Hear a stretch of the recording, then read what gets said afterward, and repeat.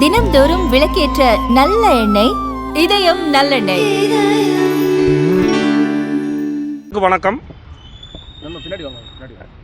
Tamil Nadu minority மோர்ச்சாவுடைய ID பொறுப்பாளராக என்னுடைய ஐடியை மிஸ்யூஸ் பண்ணியிருக்காங்க.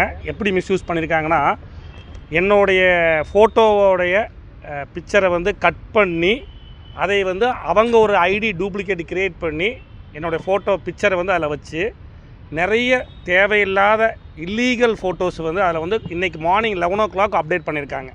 அது சம்மந்தமாக நாங்கள் செக் பண்ணி பார்த்ததில் பார்த்திங்கன்னா எல்லா டீட்டெயில்ஸுமே எடுத்திருக்கோம். எதற்காக இதை சொல்ல வரோம் அப்படின்னா, இன்றைக்கி தமிழ்நாட்டில் சிறுபான்மை அணி இன்றைக்கி மிக சிறப்பாக செயல்பட்டுருக்கு. நமது மோடி அவர்கள் இப்போ வந்துட்டு போனாங்க 2 நாளைக்கு முன்னாடி. சிறுபான்மையை சேர்ந்தவங்க 1000க்கும் மேற்பட்டவங்க அவரை வரவேற்கிறதுக்காக நாங்கள் அழைத்து சென்றோம். அதோட வீடியோ எல்லாமே நாங்கள் ஃபேஸ்புக் ஐடியில் போட்டிருந்தோம்.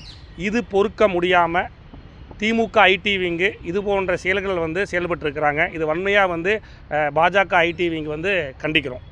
திமுக ஐடி விங் தான் செஞ்சாங்கன்றது எப்படி உறுதிப்படுத்துறீங்க? இதில் ஆல்ரெடி எங்களுடைய ஃபேஸ்புக் ஐடியில் இவங்க கண்டினியூஸாக வாக்குவாதத்தில் போயிட்டுருக்கு. அதுக்குண்டான டீட்டெயில்ஸ் இதில் இருக்குது. அதனால் இது வேறு யாரும் செய்கிறதுல ஒன்றும் கிடையாது. இன்றைக்கி அடுத்த வரக்கூடிய 2026 எலெக்ஷனில் இன்றைக்கி சிறுபான்மையை சேர்ந்தவங்க முழு சப்போர்ட்டு இன்றைக்கி பாஜக கொடுத்துட்ருக்குறாங்க. அதில் எந்த மாற்றமும் இல்லை.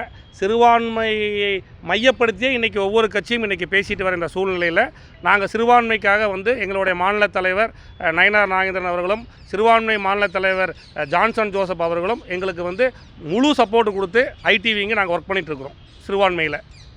இல்லை கூட வாக்குவாதம் பண்ணினாங்கன்றதுக்காக அவங்க பேரில் எப்படி நீங்கள் குற்றச்சாட்டு வைப்பீங்க? இதுக்கு பொதுவாக நீங்கள் இந்த சம்பவத்தில் ஈடுபட்டவங்க மேல் நடவடிக்கை எடுக்கணும்னு சொல்கிறத விட்டுட்டு திமுக ஐடி விங் தான் பண்ணதுன்னு எந்த இதில் நாங்கள் கொடுத்துருக்கோம். இதில் கம்ப்ளைண்ட்டாகவே இருக்குது. இந்த கம்ப்ளைண்ட்டை நீங்கள் பார்த்தீங்கன்னாவே யார் கொடுத்துருக்கா அப்படிங்கிறது சொல்கிறதுக்காக தான் நம்ம சைபர் கிரைமுக்கு வந்திருக்கோம். இந்த மாதிரி கீழ்த்தனமான வேலைகளை திமுக ஐடி விங்கை தவிர வேறு யாரும் செய்கிறதுக்கு இல்லை.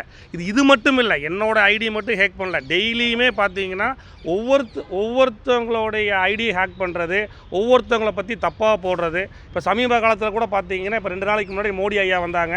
அவரை ஃபோட்டோவாக சித்தரித்து வால் போஸ்ட் அடித்தாங்க.